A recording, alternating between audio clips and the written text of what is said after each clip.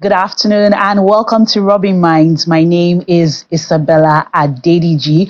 We'll be starting the show with some good news. I know that throughout Nigeria, there's been that sigh of relief when that announcement came from the Kaduna state government. I'm talking about the safe return and release of 287 school children that were kidnapped. They released a statement saying that they were not harmed and they have been released. And as a parent, we all know how important it is that our children are safe, but still able to receive a quality education. Now, the week has been full of different headlines, and we're going to be tackling some of them right here on the show. I'm not alone, and it gives me great joy to introduce a journalist to this conversation in the person of Funke Treasure Anike Ade. Welcome to Rubbin Minds. Thank you very much. Thanks for inviting me. I'm glad to be here. We're happy you took up our invitation. Now, how did you feel when you heard that news? First of all, when these school children were kidnapped, because it seems like every other month we're hearing of kidnappings and school children taken in mass, and it takes days, sometimes weeks before they are released. We have the Chibok girls who have not fully returned. We've only had some of them return. So in light of this news, what were your emotions? Of course, like every other person, it was a sigh of relief that, oh, thank God, this is not another Chibok, because till today, as you've noted, we're still waiting for the Chibok girls to be fully returned home, because some of them are still stuck in there. So for all of these young ones who have been released, like, it was a sigh of relief. But then again, I thought this seems like a warning to all of us, not just the government, to all of us, that look, you're found napping. Security that you're talking about so very much, you're still not doing enough. Because if these people could gain access to all of these young people and take them en masse, as you've noted as well, it means we're just paying lip service to security, tightening security, spending money on security and this and that. Why is that still happening in the northern part of Nigeria? Because it's not just Kaduna. So I think we heard of another one, I think in Sokoto as well. So it puts a question mark on what we've done so far in the past few years that we've been grappling with the challenge that kidnapping is, that terrorism is. So you want to ask yourself, so what are the gains? Can we put a finger on the gains? Especially when you hear a Gumi telling us that government should now start negotiating with terrorists and saying, well, the past government did not want to, negotiate with them. And then you begin to ask, what exactly is the function of this Gumi persona in the entire security architecture? Yes. Why is he so authoritative? Why does he have such access to these kidnappers? Why is he not in custody yet? Answering questions about what he knows about them. How come he's the one always having the knowledge of where they are anytime any of them strikes in any state? Gumi has the answer. So we want to know, what else does he know? I mean, government has done what we've been asking them to do for quite a long time now. They have named names, right? So what next? What is this, all of them? And what has Gumi got to say? What else does he know beyond knowing where the hideouts are and knowing who these people are and having the courage and the bravery to always put himself forward to go and talk to them? Why is he not afraid? These are questions. Now, you mentioned that this is a warning, and I wanted to take you back to that. Do you see this as something that is likely to occur again, considering the length of time they spent in captivity?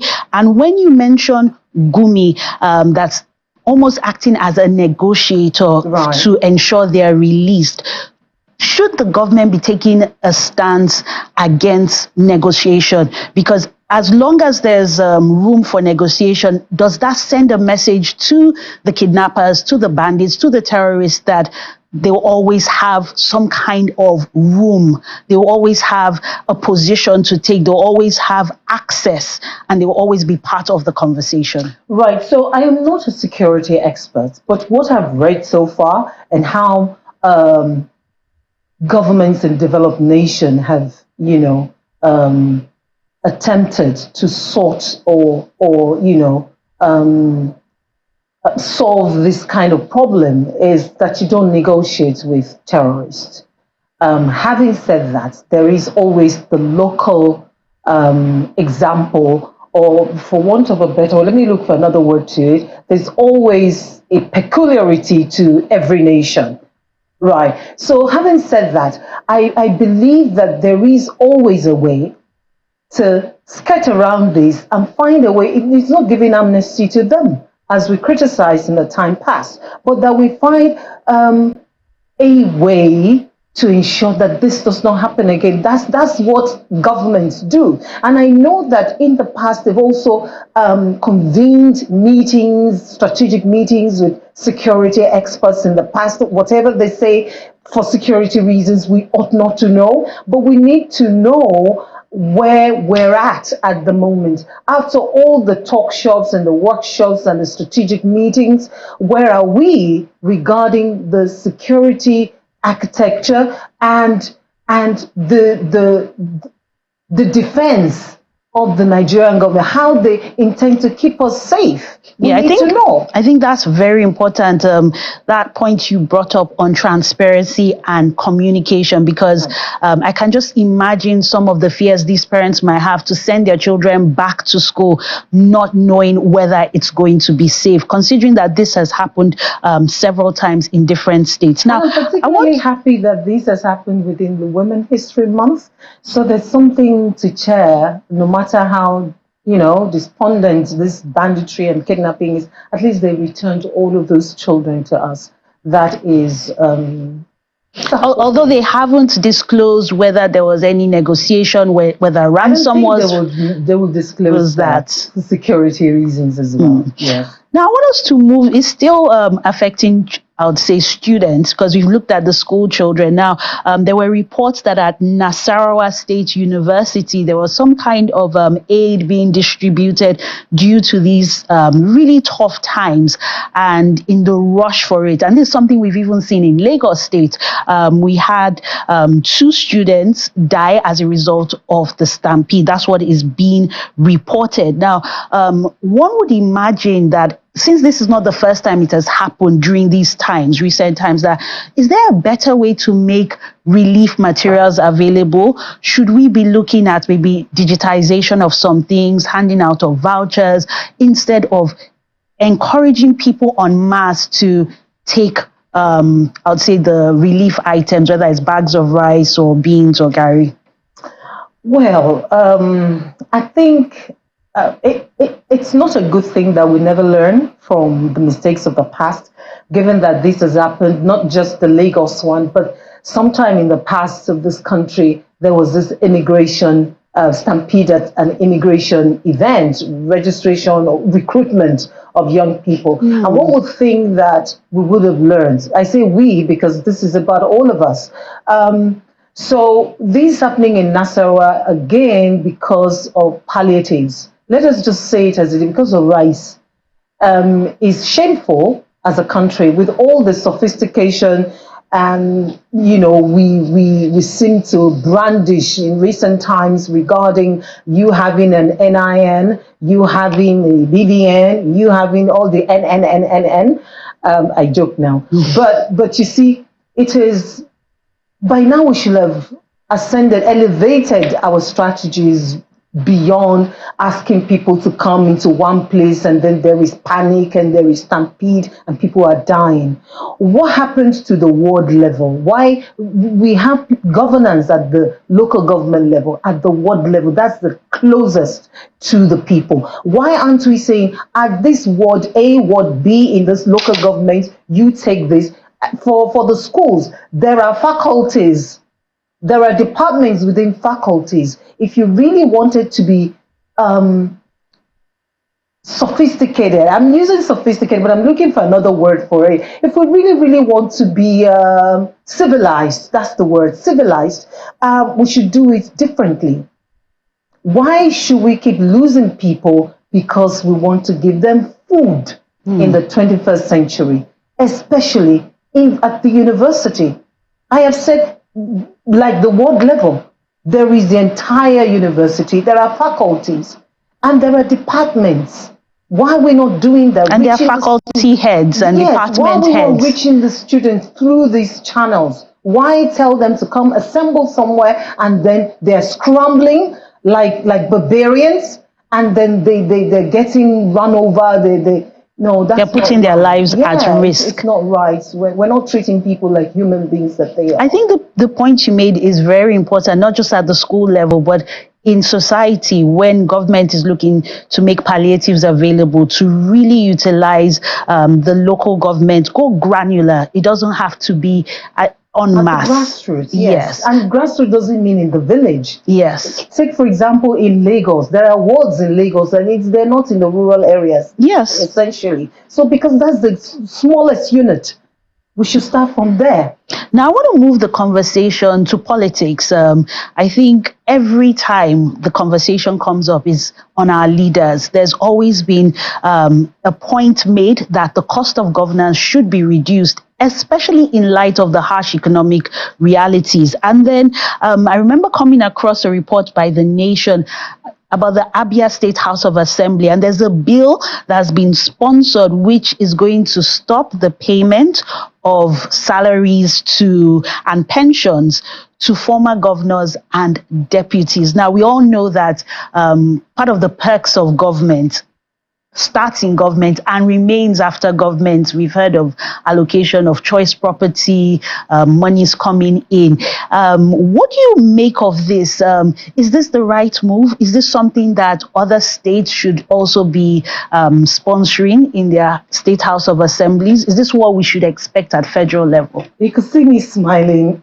Don't we just love what's coming out of Abia in recent times? First is the fact that there is electricity 24 hours in Abia State. And if that's like, let's do this more. Let more states do this. And then it comes up, Governor Oti comes up again with this fabulous one. When we're talking of cutting back on the cost of governance, I mean, he's doing just all the right things, tapping all the right buttons, and it's not just the people of Abia State hailing and rejoicing. All of us, all well-meaning people of goodwill, are rejoicing at what's coming out of Abia in recent times. I think it's a step in the right direction. Nobody is saying that those who've worked for the people, who've served the people, the nation, should not have their pensions, but it should not be a ripoff of the people. It should not be at the cost of governance, of making lives bearable for the people. It shouldn't be like they take all the icing and we take, after the icing and then the cake, and then we take the bottom of the cake. You know what I mean? The crumbs.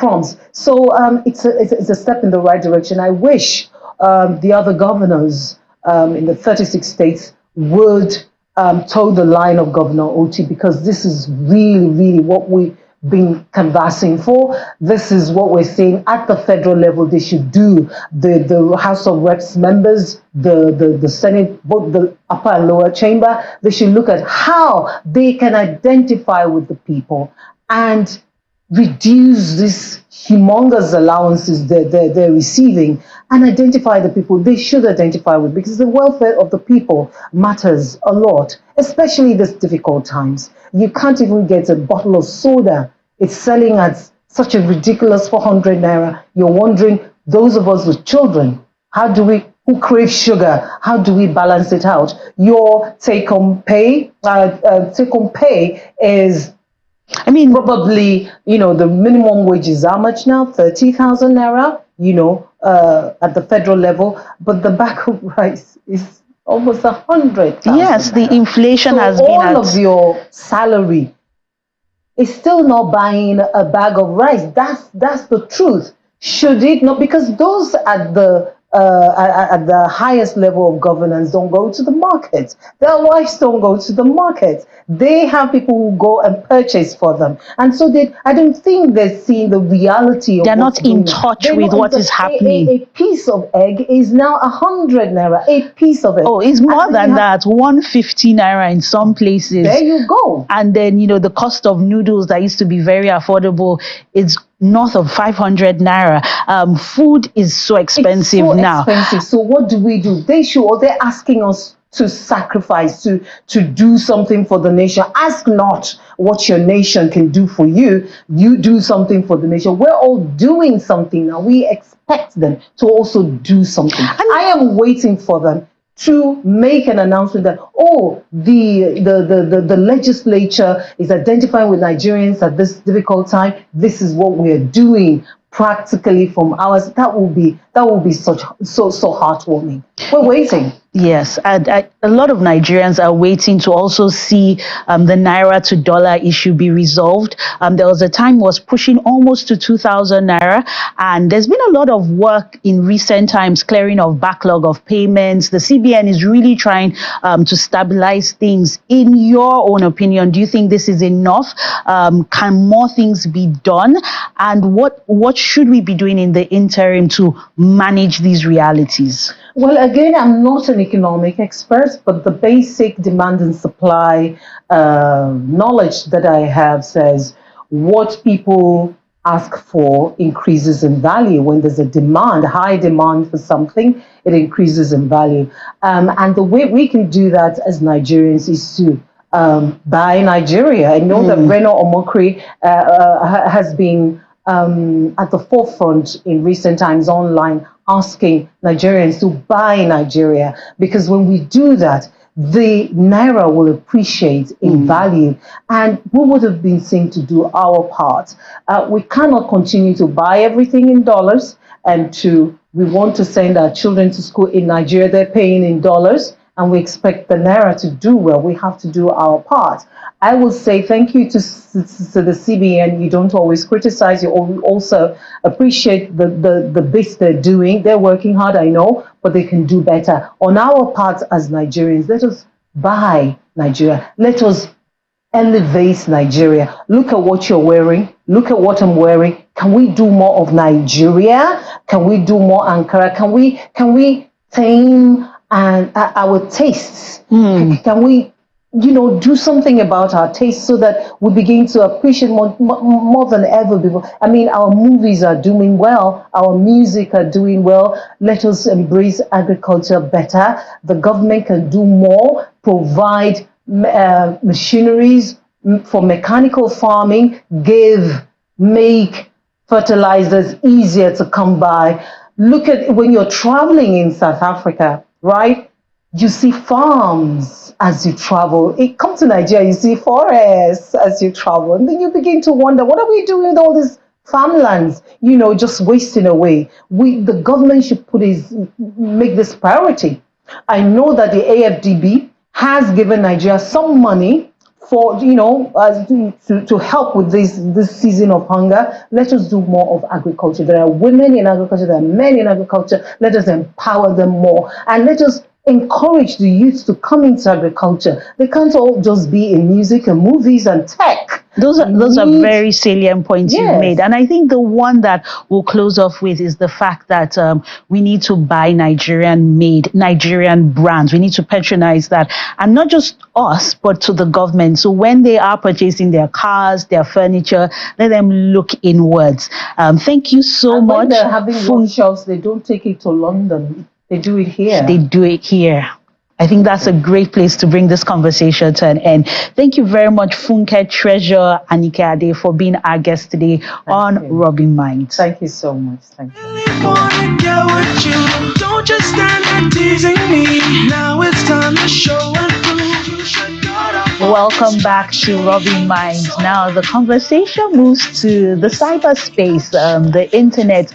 These days, nothing And I mean, nothing is held back.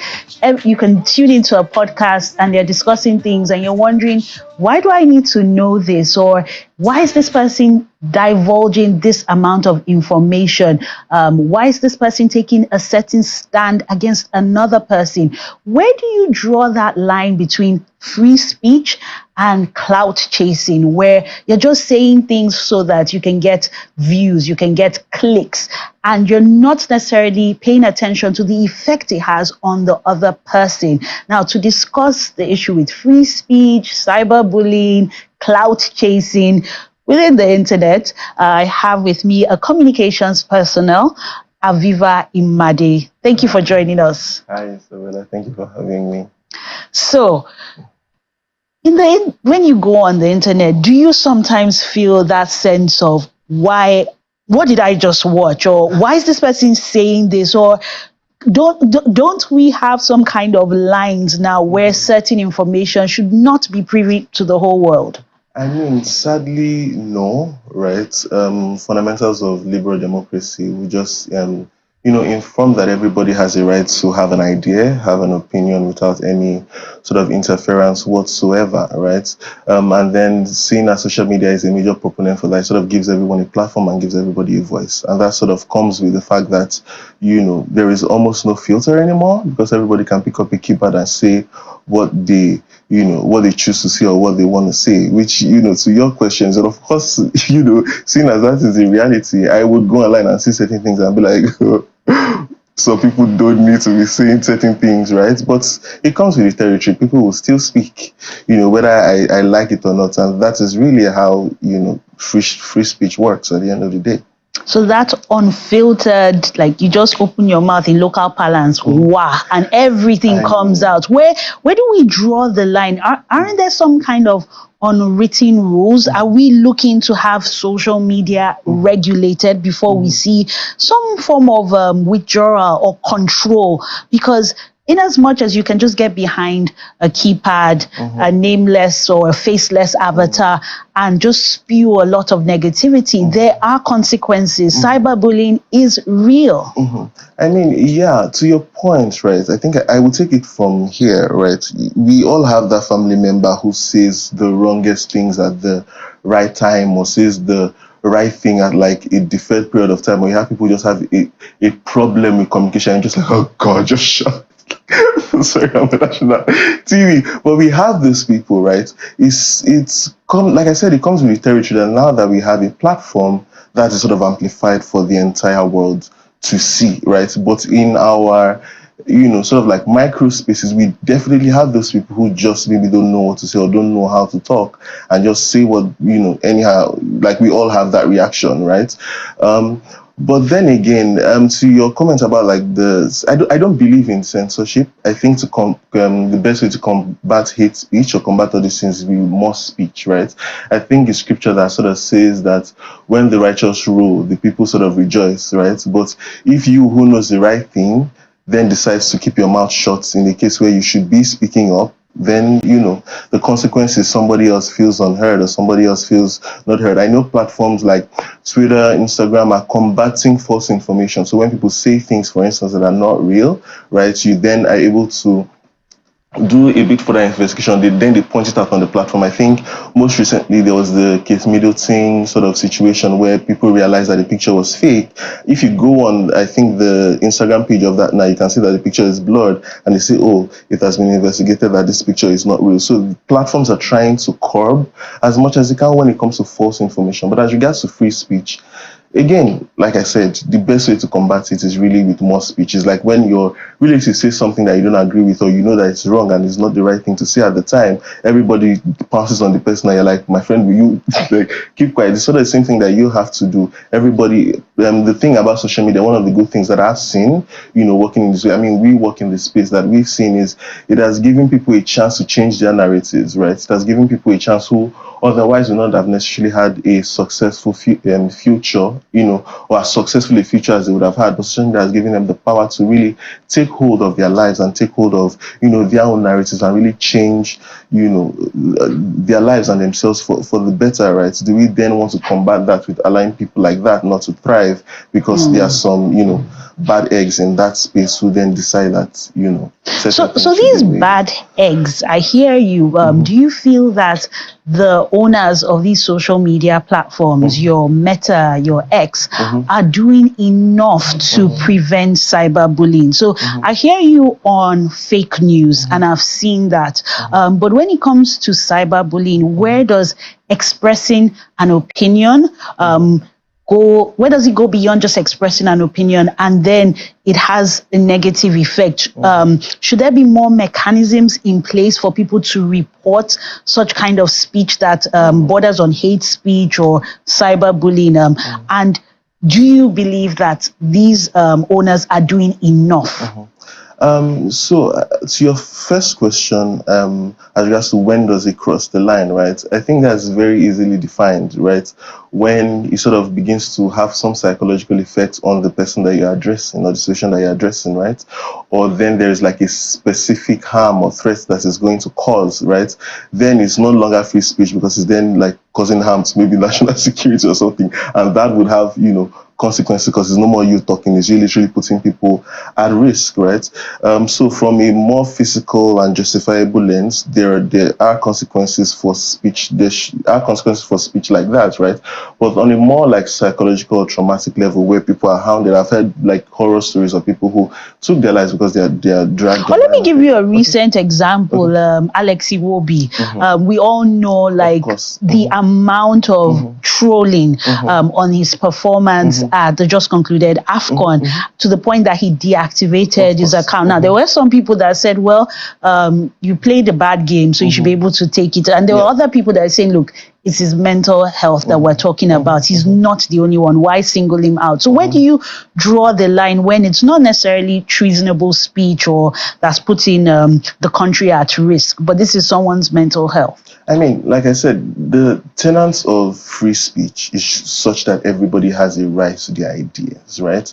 So what does Meta want to do about a case like that is justifiably just banter? For instance, it's kind of like everybody banters. But if you notice what then happened almost, I think the next day or maybe a few hours afterwards, we then started combating that with more speech. So you had his teammates, you had his, top people in the industry. I think the sports director or something sat with him at some point, sort of calmed the whole situation down, and then you sort of saw that he started becoming like way better sort of after that. And that is if we then begin to go away from that, then so we want to start censoring people, that has proven to do more harm than it will good, because it means that there are certain things I want to say because they've deemed it fit that is not right the way they want it to be said, and that is not a situation that we want to happen. But as regards to if the platforms are doing something about it, they are. Like, you can block somebody on Twitter that is sort of like tampering with like your mental health and protect your space in that way. So whatever tweets, whatever thing the person says, whatever post the person does, it's and you can also mute if you don't want to totally block. You can report the account, you can report that particular X tweet, so to speak, right? That like, oh, I don't agree with this. And if they screen it and feel like it's not working, they take it down. And the response times are getting better and faster. I want us to move to the comment section, because there are some people that just go and park at the comment section and they put all sorts of false news, negativity, and it's all because of virality. They want to trend, they want to stir up something. And where do you now draw the line between, okay, this person has a right to comment, but then you're just doing that to just cause harm because there's no other reason? I mean, the responsibility then lands on the person that has the platform where that is happening, right? Say I was a famous celebrity that posted something and then people are coming for that hate speech. I could decide to turn the comments off. I think Oprah's comments right now turned off just so like things like that don't happen. Instagram activated that feature, so you don't have to have, but it's a personal responsibility. If you feel like there's going to be a lot of hate, you can easily just turn that off. On platforms like X, for instance, that try people. Sadly, the Oga at the top has monetized virality, so to speak. So you have a lot of people going left on comments, so they thrive on they know what is right, but they will go left because everybody's going to jump on it. Everybody's going to, do you get what I mean? To monetize, that kind of thing. But there's a lot of personal responsibility in this equation. as such for a reason of the greater good. There's personal responsibility, one, to protect your space, to understand, social media is social media. It can affect, so there is a need to put up a boundary. This is what there are people who do social media detox. I personally do it from time to time. I don't need to see what everybody is doing. There are times that, like, I have low times. I don't need your comments. It doesn't necessarily even have to be hate comments. It might just be somebody is doing well, and then I feel like, oh my God, my life is over, that kind of thing. But I can easily just stay away from that situation so that it doesn't sort of affect my mental health and just protect my space. It's sort of the same way you're in sort of like a toxic situation, a toxic relationship. For you to actually feel better, for you to actually heal, you need to step away from that situation. So that puts a lot of the responsibility on the individual. But then you have instances where people who are very popular use their platform to give an opinion about something. And in the process of giving that opinion, you can end up influencing people to believe something that isn't real. And that can lead to cyberbullying. Now, in terms of cyberbullying in Nigeria, do you think the government is doing enough to tackle it? Do you think, let's leave the conversation of censoring or not censoring, but when cyberbullying does occur, is the government responsive enough? Are people protected? And are people also now being warned? Are there enough scapegoats so that other people don't abuse freedom of speech? So I think my question would be, is there such a thing as abuse of freedom of speech? I mean, I can understand where that's, how that would seem that way. But if we sort of take it back a bit to when sort of like the last administration banned X, for instance, and we're out of it for, you know how that whole went down. Is that the result that we want, right? Or do we want a situation where, again, all these platforms are sort of combating news, like watch the example that you pointed out, right? People are seeing a lot of things, and they can verify that these things that they are saying are not true. Now platforms would put it down there that this news has not been verified. Are they doing much? Yes, they are doing much, but then it's a very dicey situation to play in. Imagine saying, yes, everybody has the right to their ideas, but there is definitely a situation where people will then begin to spread false ideas. There's a situation where, people will begin to say things that are not true. How can we help people combat it? Then we have the instances of personal responsibility where they've put the power in your hands to restrict, to block, to do anything that you want to do to protect your own space, protect your own timeline, protect everything that you want to protect. There is also them that are now filtering information through I think they are hiring a lot, doing a lot of, false information, sort of like vetting and things like that, so that things like that don't gain a lot of massive and wildfire, right? And then there's also the conversation of then sort of like managing all of these situations where more people are coming out and saying, oh, this is not how it should be, this is not what should be said, this is not true, this is how things should go. And every one of, as much as the celebrities or whoever has a platform, we all have individual platforms. And the way these algorithms work is, once people rally around your opinions, they rally around your opinions. And then when there's sort of like an avalanche of opinions that are in the rights, they can't combat the things that are, sort of not true. But we always find, much like in the world, we always find people who say a lot of rubbish and get away with it. Sadly, because of freedom of speech, that is but when we can then justify that, oh, this particular thing, this that was said, led to a specific kind of harm, then we can go after whoever has perpetrated such, an unlawful situation. So, there's this, the right to freedom of expression, right?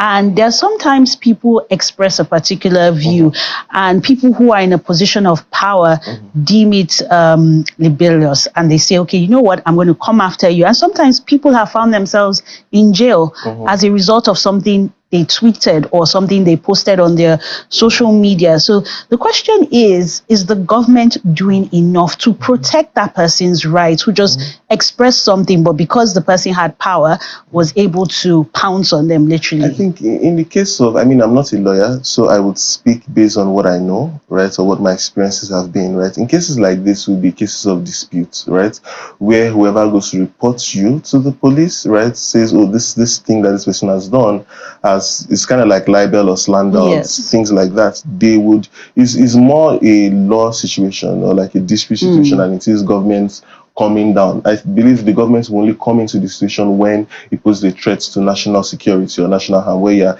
maybe giving out information that puts our security at risk. And I'm like, who is this person? So like in my mind, the way I like to look at it, let's give each person their business, right? Government is not going to come if somebody is insulting me, or it's between the both of you. You people should deal with it. If you want to take it to the law court, take it to the law court to justify why this maybe is a libel or slander case, or if this speech has consequently led to, some harm to you, right? And then the law court to take it, from there. But are there laws that, guides other kind of constitutions that guide this kind of thing? Of course, there are constitutions that guide freedom of speech in Nigeria that clearly states exactly what it is, and guys like liberal democracy and all of those things. There are things. I mean, we've heard of like the recent things, but everything has to go through like due process to then justify if the case stands or the case doesn't stand. I think you've made a very important point on the fact that the responsibility is on the individual to know how far the person can go, because there are consequences as stated in our constitution, in our laws. So just because it's on the online space, if it doesn't catch up with you, it will eventually catch up with you. I mean, if I could also add, so there are even situations where you tweet certain things and then you're trying to apply for a visa Interpol, people that are trying to Japan, and then they call it out. It lives on the internet forever. So if people are thinking of spewing hate speech, you kind of want to be careful, because eventually it might not, like you said, it might not hold to you now, but eventually they will pull it out, right, in your later days, and say it wasn't not you that said this particular thing, because the internet will never forget. So people also want to have personal responsibility to ensure that they are not doing something that they were saying things that they would regret. I think that's a great place to bring this conversation to a close. The internet never forgets. So we have to be careful and take that personal responsibility, so we're not found wanting today or in the future. Thank you very much, Aviva Imade, for being our guest. Isabella. Thank you. Don't just stand there teasing me. Now it's time to show and prove. Welcome back to Rubbin Minds. Now, the creative sector in Nigeria has made a lot of us proud in Nigeria and in the diaspora. I'm talking about film, I'm talking about music, and also fashion. Gone are the days when Nigerian fashion has been relegated to the backstage. Now, our celebrities and I dare say global superstars love to identify with our indigenous fabrics, with our designs from Nigeria. And to join me in conversation about just the huge potential the fashion industry has here in Nigeria, I have with me the founder and CEO of the eponymous label, Banke Kuku. Banke Kuku, welcome to Rubbin Minds. Thank you for having me. So good to be here. I love the outfit. I can definitely recognize you're wearing yourself, Banke Kuku. Yes. There's something about your, I'd say your fabric, your love for textile design. These days, if I see it, I'll be able to spot it. I'll just say, oh, this is Banke Kuku, right? What inspired that love for fashion and in particular textile design? So I have always been like a creative since I was younger. So, at primary school, I was always in the art department, and I always used to love making things with my mom. So I just kind of progressed, and I went to art school, and sort of stumbled across textiles. I went to St. Martin's in London, and we had to do different specialisms. So I did textiles, sculpture, and something else. I didn't really think too much about it, and then once I started to go into textiles, I was in love with it, and I just didn't turn back. Interesting. So that art was what informed on the fashion. Yes, exactly. Now, for the longest time in the fashion industry, there's always been issues with designers trying to get quality fabrics. There's a lot of counterfeit. Some of the big brands, you're not sure which is real, which is fake, which is China. So what led you into going to something that's not very popular with our designers, creating your own fabrics? Because, I think my first love is textiles design. So, before I went into fashion, I was designing fabrics for other brands as their textiles designer, and I also had my own soft furnishing line. So how I went into fashion was my customers loved my prints that I would do for my cushions and my curtains. And so I kind of felt that, okay, well, actually one customer had asked, can I make her a kaftan? And she loved it and everyone liked it and people started asking me for more pieces. So I decided to make pieces that would complement my homeware line, so which was loungewear. And then we had lockdown. So I had the pajamas, the kaftans, the robes, and then it sort of started to do really well because everyone was at home. So people wanted like stylish things they could wear at home. And, that's kind of my journey within fashion. And then, as the world started to open up, people wanted to go out. So I kind of made my loungewear occasional pieces. So you have like pajamas with feathers or embellished pajamas or like more fitted items. And so that's where we are today. So you've always been in touch with the people, and that has really formed a huge part of your creative process. Exactly. Now, when it comes to costing, there's some kind of debate, like when people go into the market or in a store or online and they see some of these prices by Nigerian designers, there's almost that expectation that it should be more affordable compared to foreign designers. Like, why do I have to pay so much for this? It's not even made in Nigeria. It's not even by a Nigerian designer. How do you respond to that? Because I have a good idea of your pricing. Yeah, well, first of all, the cost of production is pretty high.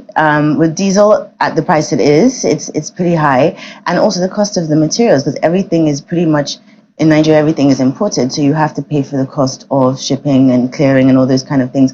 And I think people, I like to pay my staff well, so I don't think it's fair to sell things at high prices and not be fair with your salaries. And it's not cheap. Good work takes a lot of time, it takes a lot of patience, it takes a lot of research, and that's, that all comes out in the price. Okay. Now, have you ever considered like what some designers do, maybe a diffusion line where maybe you're using some of the local fabrics, for example, like the adire, your tie-dye, batik? Is that something that your customers have said, I'd like this? Well, eventually, maybe one day a diffusion line may come out, but I really want to establish who we are right now and really get people accustomed to what I do and own my identity. So that's the primary focus right now. In terms of using local fabrics, definitely, as long as, we maintain our ethos, as in we design our prints ourselves and we tell our own story. In that way, we're always the Nigerian story. And it's definitely something I can consider doing. Okay. Now, for the market, a lot of things are problems that drive up this cost of production. You mentioned diesel. Do you feel that government is doing enough to create that enabling environment to support fashion designers, textile designers, people within that space, whether through grants or single-digit loans? Do you get any support, or do you feel? At the moment, designers are really working hard and we kind of support ourselves a lot of the time. And, we all have to pat ourselves on the back because it's a really hard environment. But, I have been part of conversations where the government is looking to support designers more. And, it's looking really promising. And I think amazing things can happen very soon. Now, let's go to the people who wear, I find it as an aspirational brand. Tell me about the Banke Kuku man or Banke Kuku woman. Who is this person, and how do you feel when they put on your fabrics that are not necessarily Nigerian? What does that mean to you? Well, for me, a Banke Kuku man or woman is because we're such an inclusive brand. So we don't, in terms of how they look, we cater for all shapes and sizes, we cater to all religions. So we try and include everyone within our collections. The Banke Kuku woman definitely is a person who loves quality, is in love with African design. It may not necessarily be seen as Ankara or Adire, and Ankara is actually not a Nigerian fabric, but Adire is, but it tells a Nigerian story. And so I think, they love to express themselves in that way. And I think, our designs really give our customers joy. So it's someone who is definitely looking to have a bit of positivity, maybe during the day or during the time of their life when they're wearing my pieces. My Banke Kuku customer is someone who appreciates culture and they also appreciate sort of the values of our brand. So, we're very inclusive. And we like to enlighten our customers as well about what the prints are about, which kind of, it's almost like we document history or we tell stories. So as a customer looks at our pieces, they want to know more, what is this print about? And then we tell them the journey, the story behind it. So yeah, that's my company. Now, I know the Banke Kuku brand has been well received in Nigeria, but you have roots in the UK, like Yes. you specified earlier in the conversation. So what has been the reception from foreigners, from people that are not used to Nigerian designers, or what kind of feedback do you get? Because I take a lot of my inspiration from what's around me. So my time in the UK has inspired my work as well. So I would say, yes, it is Nigerian design, but it's also fused with Western culture. We've had really good response. So we've had pop-ups in the Middle East, in London, in different parts of Europe as well. So I think people just love the colors, they love the story, they love the positivity. So it has been very well received, and we look to do a lot more. I don't know how the quote goes about imitation being the best form of flattery. I think that's it. On social media, there's what I ordered versus what I got. Yeah. Now, a lot of times, people who can't afford these brands will see it and they will give their tailor and say, "We'll go and copy it." How do you respond to that? Do you see it as, "Oh, I'm flattered that they're trying to copy, maybe not the design, maybe not the textile design, but maybe the fit or the way you use your feathers or the way you cut your fabric"? Well, I'd say it's the industry, it's fashion. It's not just in Nigeria, it's all over the world. And as a designer, I don't get myself too immersed in that side of things, because you can just get too consumed in it. So I just focus on constantly elevating, changing my designs, and kind of pushing on with what I'm doing. But there will be people who may not be able to afford my pieces, so there will be other brands who come up with something cheaper. But that's just the market.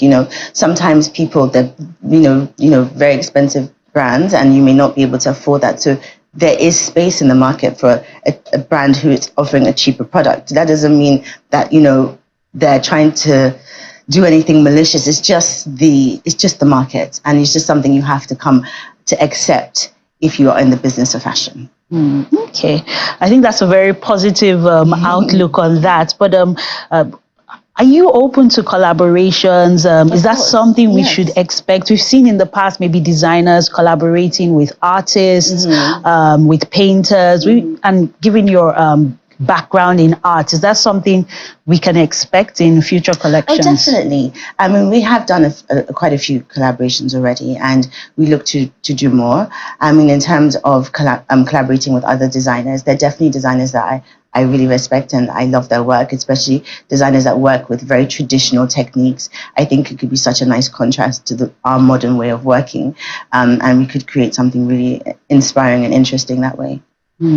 Now, someone watching it would be like, "Wow, this is sounds so beautiful. Like she's doing so well." But a lot of times, people don't see the sweat, the blood, the tears. Can you tell us about some of the challenges you've had over the years and how you've been able to push through them and become this successful brand that you are? I think one of my biggest challenges was definitely kind of identifying who I am as a designer and what I do. And I think I've been through such a journey from when I started as like just a textiles designer, designing for other brands, then to having my own interior brand, and now to pushing my fashion business. So I think that journey in sort of self-discovery has been challenging, because you question yourself, you question your skills, you question your talent sometimes, and that's like stumbling blocks.